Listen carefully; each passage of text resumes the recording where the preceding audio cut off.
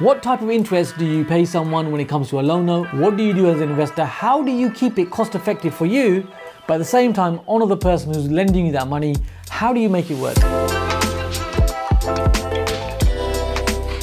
If you have an investor who isn't into property, doesn't really know much about property at all, and they are literally a scenario where they've got money in the bank and it's sitting there, they don't really know what to do with it, and to be honest, you know that they're gonna end up losing that money or inflation is eroding it.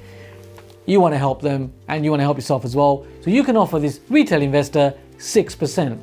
6% is a massive amount of money when it comes to the percentage. And always, another tip within a tip, always measure the amount of money that they're actually earning. Make sure that they get that reality check of what they're actually earning at the moment and what your 6% is actually going to give them. So that is for retail investors. Now, for savvy investors, how do you honor savvy investors? For people like you and me, people that are into property, who want to learn, upskill, want to build up experience, all of that. Well, then in that instance, what I tend to offer, and you can offer, is 8%. So you're in the camp of 8%, so you're offering more, and that is much above and beyond the retail investor, just because of their knowledge bank, just because they have a more investment in terms of their learning and their experience in the property field. So that's 8%. Now you could stretch it. So the next camp is the stretch of between 10 to 12%. Now this can be project dependent. Now with a loan note at 10 to 12%, why would you offer that?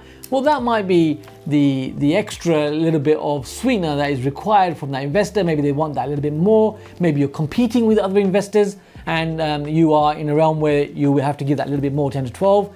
And this will work. This will work for you in projects where you are looking at permitted or development projects where there's a higher level of uplift in that project. That works really well to keep in mind.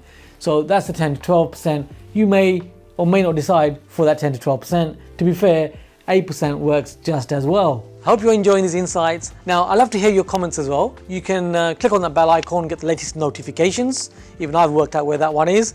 And you can also subscribe to the channel.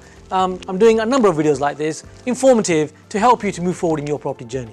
Then you go on to the following camp, which is going into the realms of 20, 25, 30% return on investment.